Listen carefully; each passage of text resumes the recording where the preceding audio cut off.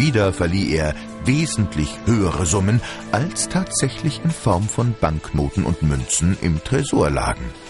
Für jeweils 100 Taler Bargeld im Tresor verlieh er 200, 300 oder 400 Taler, ja, teilweise gar bis zu 900 Taler an Kreditnehmer. Er brauchte nur darauf zu achten, das Verhältnis von 9:1 nie zu überschreiten, denn im Durchschnitt wollte sich einer von 10 Kunden sein Guthaben in Bargeld auszahlen lassen. Nichtsdestoweniger konnte Fabian für die 900 Taler Buchgeld, die er durch simple eigene Schecks als Darlehen vergab, ganze 45 Taler Zinsen einfordern. Das heißt 5% auf 900 Taler.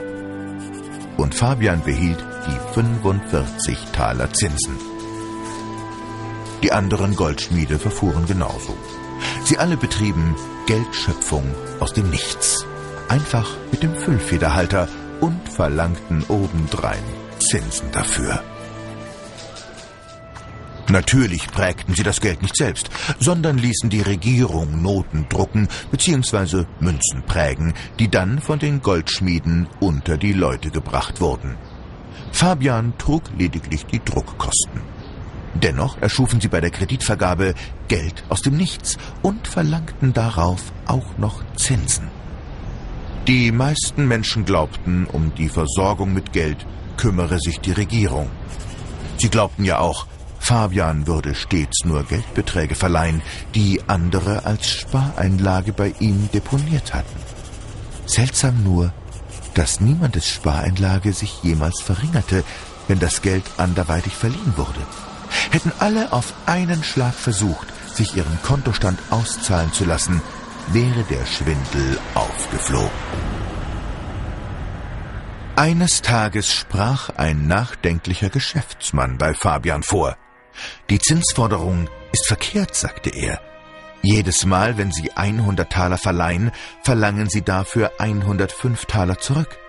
Die 5 Taler extra können niemals gezahlt werden, denn es gibt sie gar nicht.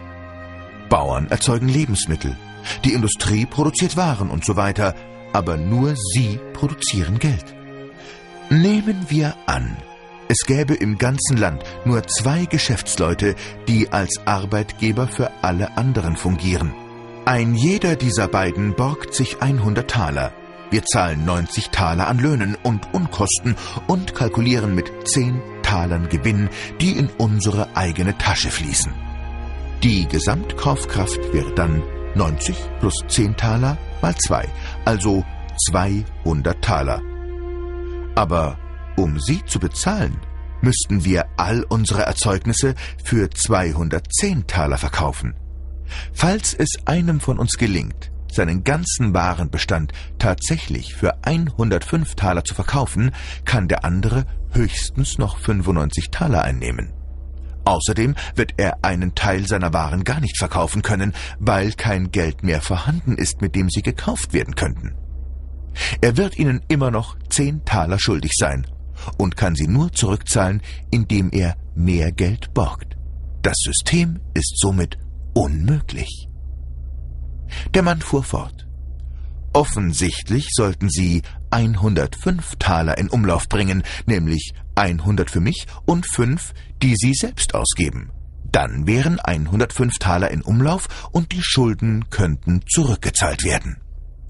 Fabian hörte schweigend zu und entgegnete schließlich: Die Wirtschaftswissenschaften sind ein sehr kompliziertes Feld, mein Lieber. Diese Problematik setzt ein langjähriges Studium voraus. Ich werde den genannten Angelegenheiten die gebührende Aufmerksamkeit widmen, während Sie sich bitte um die Ihren kümmern.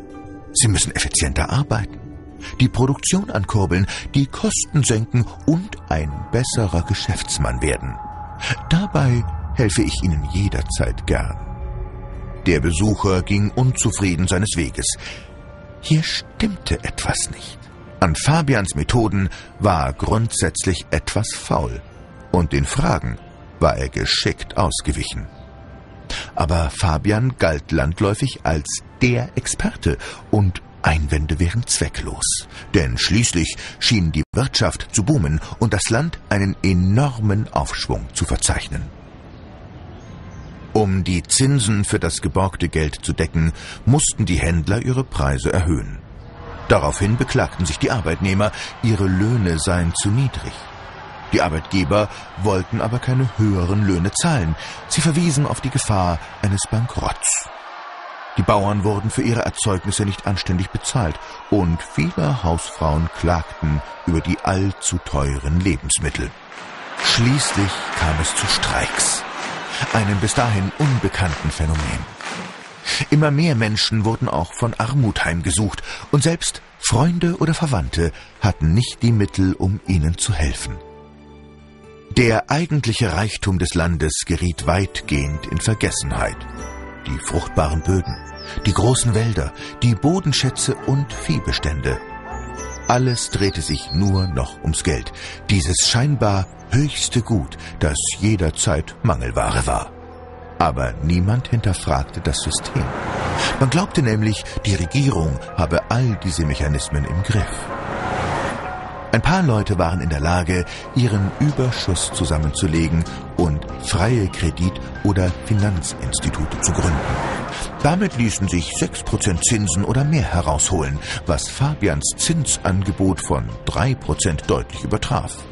Allerdings konnten diese freien Firmen nur Geld verleihen, das wirklich ihr Eigentum war. Im Gegensatz zu Fabian waren sie nicht mit der seltsamen Befugnis ausgestattet, Geld aus dem Nichts zu erschaffen, indem es einfach mit dem Füllfederhalter in die Bücher eingetragen wurde. Diese freien Finanzinstitute irritierten Fabian und seine Kumpane. Daher gründeten sie kurzerhand eigene. Die Konkurrenz wurde größtenteils aufgekauft, bevor sie überhaupt aufblühen konnte. In kürzester Zeit befanden sich alle Finanzinstitute in ihrem Besitz oder unter ihrer Kontrolle. Die gesamtwirtschaftliche Lage verschlechterte sich weiter. Die Arbeiter meinten, ihre Chefs würden zu viel Profit einstreichen. Die Arbeitgeber wiederum hielten ihre Arbeitskräfte für faul und ineffizient. Alle schoben sich gegenseitig die Schuld in die Schuhe. Auch die Gouverneure fanden keine Lösung. Außerdem musste doch, wie es schien, vorrangig das Problem der Armut behoben werden. Es wurden Sozialprogramme eingeführt und jeder Einwohner gesetzlich verpflichtet, Beiträge zu leisten. Dies wiederum erzürnte die Bürgerschaft, die noch der altmodischen Vorstellung anhing, Nachbarn sollten einander in einer Notlage freiwillig helfen. Diese Abgaben sind nichts weiter als legalisierter Raub, tönte es aus dem Volk. Alles, was man dem Einzelnen gegen seinen Willen abknöpft, egal für welchen Zweck, kommt einem Diebstahl gleich.